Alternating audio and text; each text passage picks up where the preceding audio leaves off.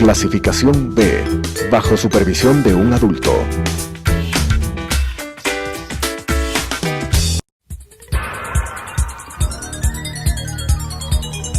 Las opiniones vertidas en este espacio por la producción y dirección del programa son de exclusiva responsabilidad de sus autores y de quienes intervienen en ellos.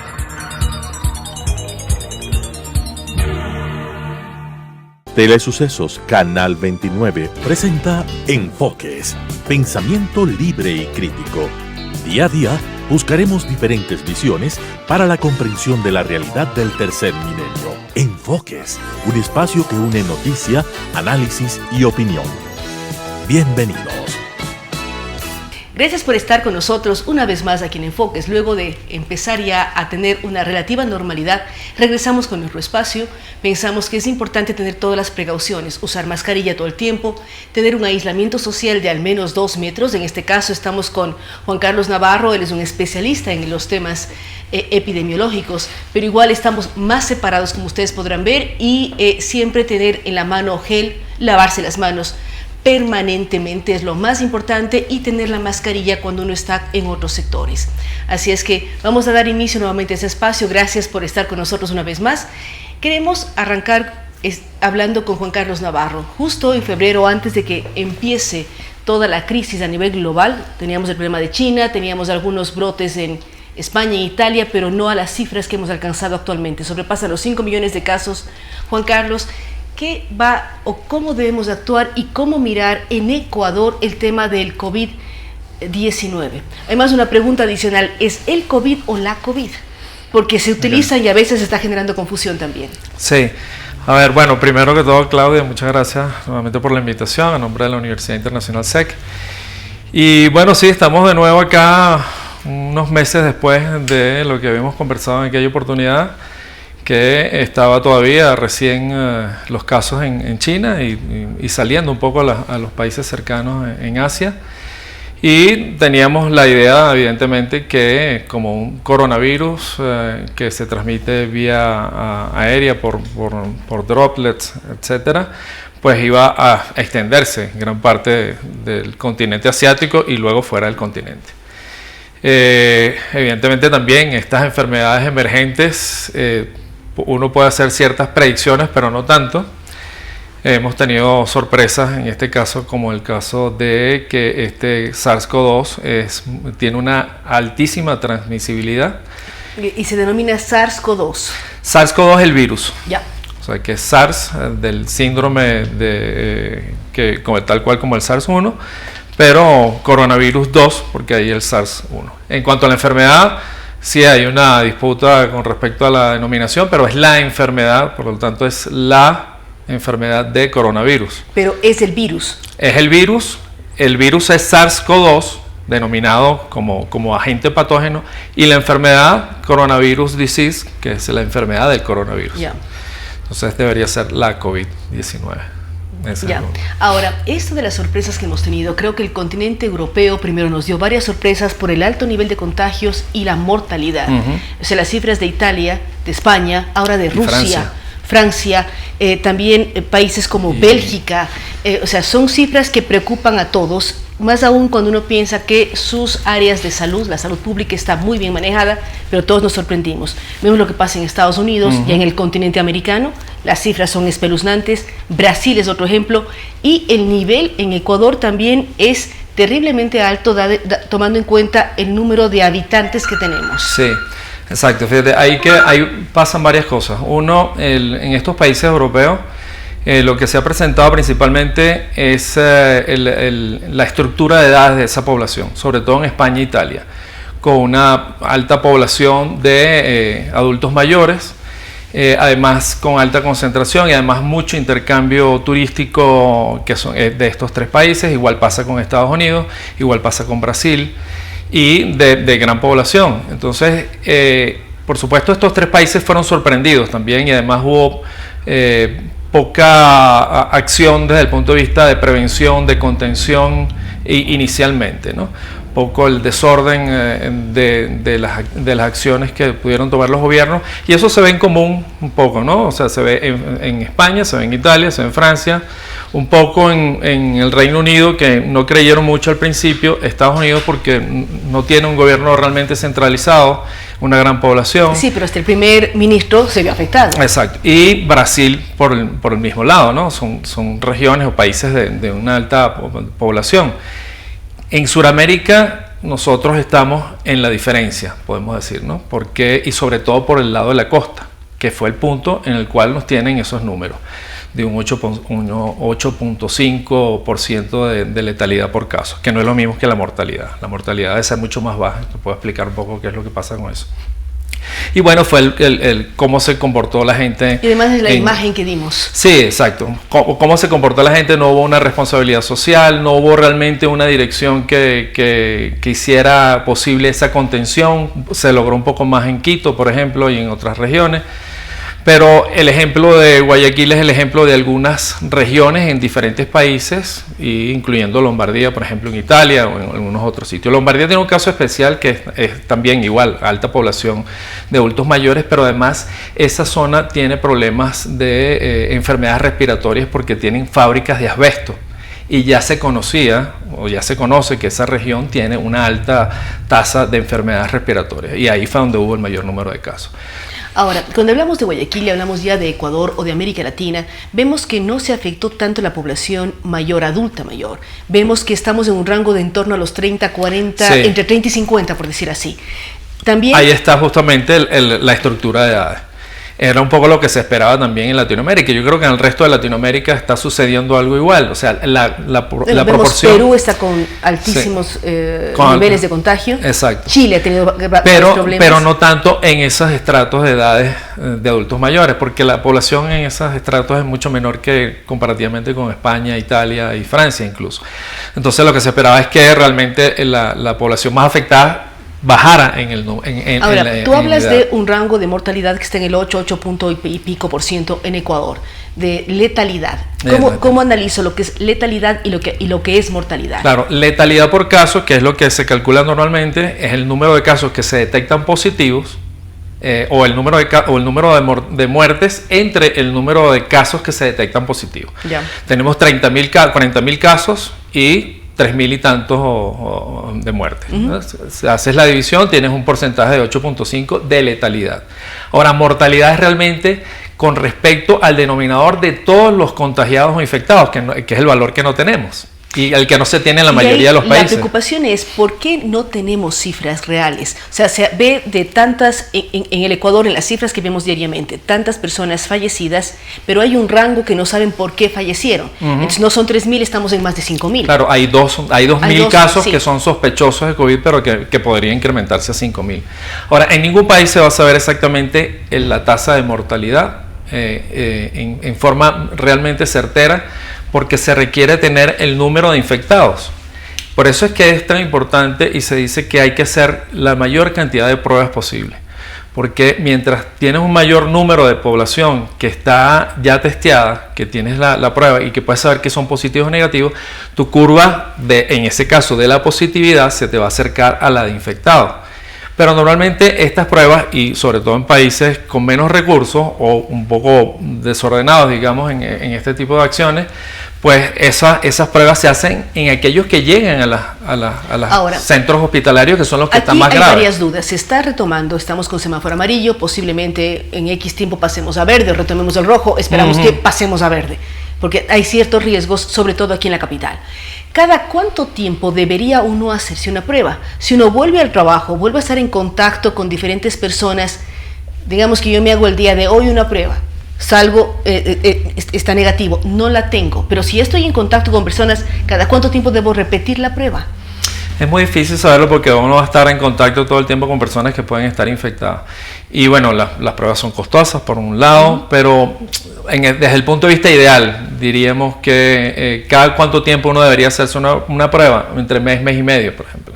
Porque sabemos que hay un periodo entre que entra el virus a que empiezan a tener síntomas entre unos 14 días aproximadamente. Entonces, si yo me infecto ahora, probablemente en 7 días ya empiezo a sentirlo, pero también puede ser dentro de 14 días. Pero el instante, si yo me hago la prueba, me hago al inicio de empezar un trabajo, me hago al mes y tengo, toda la empresa va a cuarentena. Al menos todos los que están en estrecho contacto con esa persona deberían ser aislados. Hasta que existe una vacuna. Primero, Y probando, además. El asunto es probar en esas personas que están en contacto, y aquellos que presenten positividad, pues tienen que ir a... Pero también hay los falsos negativos, es decir, pasaremos haciendo los exámenes. Claro, el asunto es que los falsos negativos, ahí va a depender, falso negativo en cuanto a RT-PCR, que es la prueba Gold Standard, que es la detección del material genético. Hay una ventana muy pequeña, que es un par de días, en el cual puede que la prueba salga negativa. El problema con los falsos positivos y negativos y demás son en las pruebas rápidas, que todavía no todas están estandarizadas, no todas están validadas, hay muy pocas que están validadas. Entonces ahí, pues, y ahí lo que detecta son anticuerpos, es presencia de anticuerpos que ya han sido desarrollados. Entonces puede ser que la persona tenga el virus y todavía no ha empezado a producir anticuerpos y puede salir negativo. Sea, lo mejor es tener todas las protecciones y evitar. Todas las protecciones posibles. Eso que se llaman las 3 Cs que estábamos comentando. Evitar espacios cerrados con mucha gente, o sea, con concentración de personas, y un contacto a cierta distancia, a unos 2 metros. Y usar mascarillas. Y usar mascarillas, lavarse las manos, o sea, van a ser las mismas indicaciones que teníamos al principio, pero bueno, ahora manteniendo por supuesto esa distancia o el uso de la mascarilla. También el uso de las mascarillas, hemos comentado que tiene sus pros y sus contras ahí desde el punto de vista de cómo se está utilizando, igual que los guantes. O sea, las mascarillas en un carro donde yo voy solo, pues no tiene ningún sentido. Ahora, si yo voy con un compañero de trabajo, evidentemente sí. ¿No? Pero si voy con mi hija, con la que estoy compartiendo mi casa, tampoco necesito usar mascarilla. No debería. Ahí hay un punto de posibilidad de contagio, porque en ese caso, si tu hija está trabajando, puede contagiarse. Sí, pero si salimos pero igual van a compartir en casa. Vamos a compartir en casa. O sea, hay una serie de parámetros. Ahora, volviendo al tema cifras, ¿cómo generar más confianza en las cifras? No solamente en Ecuador, sino en el mundo entero. Hay una serie de temas. ¿Y hasta cuándo se prevé tener ya una vacuna? Porque la única alternativa para volver a tener concentraciones, una serie de elementos que la ciudadanía se extraña, desde conciertos o dejar de usar mascarillas, ¿eso cuánto tiempo nos va a tomar? ¿1 año, año y medio? Sí, probablemente. El caso de las cifras, pues, es el número de pruebas. ¿Dónde son las cifras más confiables? Donde se han hecho el mayor número de pruebas. Corea, por ejemplo, 15.000 pruebas diarias. O sea, entonces, Nueva Zelanda, Alemania. Pero también Nueva Zelanda, por ejemplo, no tiene casos en este momento, pero se va a convertir en un mundo cerrado. ¿Quién puede entrar a Nueva Zelanda? Claro, aquellos que sean negativos. Sí, eso es un punto importante, porque van a haber cambios incluso en lo que es la transportación aérea, ¿no? Incluso se ha estado comentando, y lo estuve viendo con algunas compañías de turismo y compañías aéreas, donde se les va a tomar incluso temperaturas o pruebas rápidas a los pasajeros. O sea, una cuestión que a lo mejor no habremos visto nunca, que vamos al aeropuerto y nos toman una prueba y salimos positivos, que puede ser un falso positivo si no están estandarizadas todavía, y no podemos entrar al avión. ¿Qué va a pasar en esos casos? ¿O qué va a pasar si cuando me subo al avión doy negativo y cuando aterrizo doy positivo? Porque también las pruebas rápidas no son confiables. Exacto, porque a lo mejor empiezan a hacer pruebas incluso en los sitios de destino. Así es. Y creo que todavía no se ha estandarizado esto, ni se ha pensado muy bien desde el punto de vista turístico, ¿no? Eso va a ser un punto importante. ¿Hasta cuándo vamos a estar en esta situación? Bueno, hasta que de alguna manera se pueda controlar esta posibilidad de infección, que alcancemos en algunos sitios a esa llamada inmunidad de rebaño, que todavía estamos lejos.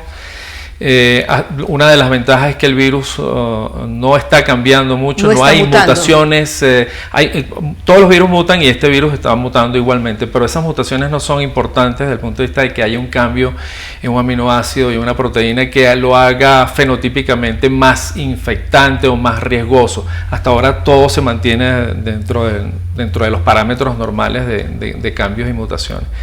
Y lo otro es esperar lo que se viene, y que hay 70 laboratorios en el mundo trabajando a nivel de lo que es drogas antivirales, particularmente para SARS, y la vacuna. estimación de unas drogas probablemente 6 meses, 7 meses, vacuna probablemente 1 año. Hay algunas perspectivas pero buenas. En un año posiblemente ya mute y tengamos otro coronavirus eso es lo que esperaríamos que no. Hasta ahora, lo que pasa es que este es junto con H1N1, pero ahora mucho más, es el evento en el cual se ha llevado la evolución de un virus en tiempo real. Porque desde el primer paciente se ha secuenciado el virus, hay miles de secuencias de virus y por eso se está haciendo los análisis de variabilidad. Aparentemente hasta ahora, y por lo que yo he visto y hemos detectado, incluso yo he trabajado con las secuencias de globales, incluyendo las de Ecuador, y no hay una gran variación, que es lo que permitiría un buen efecto de un antiviral o de una vacuna, esperando que no haya cambios. Pero si los cambios son en tiempo muy distante, eso favorece incluso mucho más. En el caso de influenza, año a año se reúne la OMS y decide cuáles son las cepas con las cuales se van a hacer las vacunas de ese año, y el año siguiente nuevamente. SARS pareciera que eso no va a ser así. Probablemente si se desarrolla una buena vacuna, a lo mejor haya que mejorarla en 2, 3 años, 4 años. Eso es lo que se espera más o menos con respecto a la variabilidad que hay hasta ahora. Retomando a todo lo que uno escucha, lo que vive en redes, lo que le comentan, ¿es un virus que nace? ¿Cómo nace? ¿Fue creado en un laboratorio? ¿No fue creado en un laboratorio? Se habla de demandas multimillonarias a la China, de países europeos, de Estados Unidos. O sea, se habla de muchos de estos temas. Sí. ¿Qué pasó o de dónde nace el bendito virus? Sí, hay mucha especulación con respecto a la posibilidad de un virus que haya salido. Y además que podían haberlo controlado y no se controló. Sí. Por eso se habla de las demandas a nivel internacional. Sí. Hasta ahora las evidencias lo que indican es que, como todos estos virus y virus emergentes, es un virus zoonótico que surge de animales silvestres.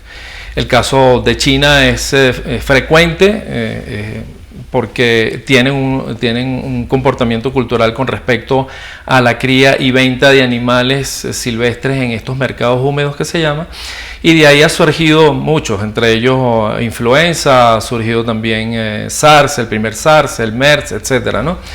Y esa es la hipótesis más real que se tiene. De hecho, la secuencia de uno de los murciélagos, porque ha habido 2 secuencias que se han producido en estos últimos meses, están entre el 96% la primera y 98% de identidad con el primer virus. Pero todavía es muy lejano, porque el virus tiene 30.000 pares de base. Y un 2%. Sí. ¿Qué significa 30.000 pares de base? Para ese es el tamaño del material genético, del ADN del virus, del RNA del virus en este caso. Entonces son 30.000 pares de bases que todas en algunos puntos más y en algunos puntos menos cambian, que es lo que se espera que no cambie. ¿Cuántas tenemos un ser humano en tema genético? Muchísimo más. O sea, lo que pasa es que los virus son entidades pequeñas y a pesar de todo, SARS es un virus grande dentro de muchos de ellos, pero hablamos de 10, 100 veces más en casos de vertebrados. En este caso son 30.000 pares de bases y un 2% representan 600 cambios. O sea que tampoco ese virus que se aisló del murciélago inmediato, que se supone que es el virus inmediato, no es. Probablemente hubo algo más cercano, otro animal que todavía no se ha detectado, que estuvo en los mismos mercados, y eso podría ser. Otro punto es que eso siempre surge y son casi todas las enfermedades, 70% de las enfermedades infecciosas provienen de animales por cambios ecológicos, por acercamiento de la población, en estos casos de estos comportamientos culturales, y eso normalmente sucede. Se especuló porque hay un laboratorio en Wuhan que trabaja con SARS y habían estado produciendo quimeras que se llaman desarrollos de combinaciones virales para estudios de patogenicidad, producción de vacunas, y empezó a surgir estas teorías de conspiración de que probablemente de ese laboratorio, que además está a pocos kilómetros del mercado podía haber surgido de ahí. No hay evidencia como tal. Una quimera pues se puede desarrollar y si no hay un laboratorio realmente de seguridad, eso podría suceder con algún empleado o algún investigador, pero normalmente estos laboratorios están evaluados, investigados, incluso gente de Estados Unidos, incluso de la universidad donde yo trabajé, evaluó esos laboratorios y es muy difícil que eso haya ocurrido ahí, siempre existe una pequeña probabilidad. Pero lo que normalmente sucede es que eso salte de un hospedador silvestre. Es decir, y hay mucho que decir todavía. Ahora, ¿cuándo analizar qué países actuaron bien y cuáles mal? ¿A qué me refiero? Suecia no cerró. Nueva Zelanda tiene otro comportamiento. En otros hay mayor cuarentena, menor cuarentena. ¿Cómo evaluar para el futuro, saber qué actitud o cómo los gobiernos deben actuar? Suecia, por ejemplo, tiene un alto grado que sobrepasa el 10%, sí, pero la economía, que también a veces dicen, prefiero contagiarme a morirme de hambre. Entonces, ¿cómo evaluar lo que el mundo, sí, o cómo el mundo enfrentó al COVID-19? Sí, es muy difícil porque el caso de Suecia es un caso particular dentro de todo esto, porque ellos resolvieron no tomar en cuenta muchas de las medidas, pero tienen una alta tasa de letalidad por caso en este caso. Sin embargo, la economía no se vio muy afectada. Pero también hay que considerar que Suecia, por un lado, también tiene un buen sistema de salud, tiene una capacidad de unidades de cuidados intensivos mucho mayor que otros países, incluso más grandes. Entonces, una combinación o un Uruguay en el caso latinoamericano. Uruguay en el caso de Costa Rica, incluso por encima de Uruguay. Costa Rica tiene menos de 1% de tasa de letalidad. Uruguay, Paraguay son los casos, pero fíjate que son países con ciertas particularidades, ¿no? Países pequeños. Sí, pero Uruguay tiene una población mayor, por decirlo así. Es de los países latinoamericanos con mayor tasa de adultos mayores. Exacto. Y casi no tienen niños. Y casi no, exacto. Es muy parecido a una población europea. Pero es un país de alguna manera con una población pequeña, incluso lejana. Si te pones a ver que si bien el turismo es importante, no es tan importante como Brasil, ¿no? Y entonces hay una serie de características que hacen diferente el tratamiento de los diferentes países. Un país muy grande, con una población grande, con población adulta grande, mucha interconectividad, sistema de salud a qué nivel, hay capacidad para las comunidades de cuidado intensivo, que es un poco la evaluación que hicimos en el trabajo que publicamos aquí en Ecuador. O sea, las unidades de cuidados intensivos son pocas en Ecuador comparativamente con otros países. La mayor está en la sierra, principalmente en Quito. Luego viene Guayaquil y la costa, y mucho menos en Amazonía, y ninguna en Galápagos, por ejemplo. O sea, hay una serie de parámetros. Sí. Para terminar, Juan Carlos ha publicado una serie de artículos indexados a nivel global sobre los casos ecuatorianos, pero topando otra enfermedad que es el dengue. ¿Cuál ha causado mayor letalidad en Ecuador? ¿Dengue o COVID-19? No, evidentemente COVID, porque es una enfermedad nueva, o sea, es un patógeno nuevo donde el 100% de la población es susceptible. Dengue hay protección en gran parte de la población porque hay protección para los 4 tipos de dengue. Lo que no se sabe hasta ahora es con respecto a la incidencia de dengue en la costa, que es donde ocurre esto simultáneamente con SARS, con COVID, es el análisis por parte de los médicos, ¿no? Y cuántos realmente casos de dengue luego pudieron haber sido confundidos con COVID, pero la tasa de letalidad de dengue no es tan alta como la de COVID. Lo que no sabemos, incluso en Latinoamérica, porque toda Latinoamérica tiene la coinfección y la cocirculación de los dos virus en forma simultánea, es qué casos realmente son de coinfección y qué pudo haber estado produciendo eso. El trabajo que estamos por publicar ahora con respecto a Colombia, en este caso, porque lo trabajamos con el grupo de investigación de Latinoamérica, en el caso de Colombia es particular porque los casos de dengue estaban a principios de año muy altos y han venido disminuyendo y han empezado a aumentar los de COVID e incluso se están cruzando. Entonces hay varias hipótesis: un virus está inhibiendo al otro, o es la caída normal de dengue en Colombia, por el cambio de clima también, es registros que no son realmente confiables también. Y Colombia ha tenido una baja tasa en el tema del virus del COVID. Sí. Quizás Perú ha tenido más casos, Colombia lo ha manejado un poco mejor, diríamos así, Costa Rica mucho mejor. Lo único que hay que hacer es mantener las medidas de precaución, de seguridad, continuar con mascarilla, continuar con lavado permanente de manos y evitar las concentraciones de personas. Exacto. No, y otra cosa que deberían aprenderse, pero yo he estado en varias epidemias en diferentes países y sé que esto ocurre y todo el mundo empieza a hablar, sí, no, hay que apoyar la ciencia porque los científicos hay que ir de la mano, los gobiernos tienen que apoyarse y asesorarse, pero sucede durante la epidemia. Pasan las epidemias y luego esto se olvida, ¿no? Y entonces después quieren que los científicos, la ciencia resuelva el problema en una semana. Buenos aprendizajes y que se los ejecute a largo plazo. Sí. Muchísimas gracias a Juan Carlos Navarro. Recordamos que él es especialista en temas de epidemias, él es parte de la Universidad Internacional SEC y con él hemos hablado sobre lo que está pasando. Hablamos del, recordaba, en el mes de febrero cuando todavía uno veía un virus lejano por China, todavía no había casos acá, pero las realidades cambiaron. Meses después vemos lo que estamos viviendo.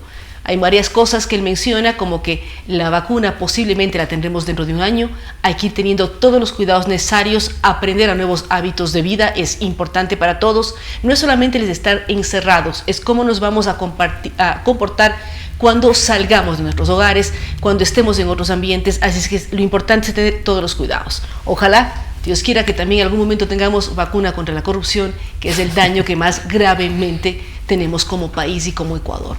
En fin, toparemos estos temas y otros en los siguientes programas de Enfoques. Gracias por estar con nosotros. Nos vemos en una semana más aquí en Enfoques. Las opiniones vertidas en este espacio por la producción y dirección del programa son de exclusiva responsabilidad de sus autores y de quienes intervienen en ellos.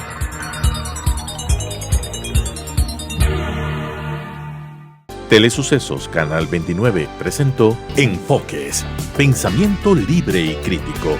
Día a día buscaremos diferentes visiones para la comprensión de la realidad del tercer milenio. Enfoques, un espacio que une noticia, análisis y opinión.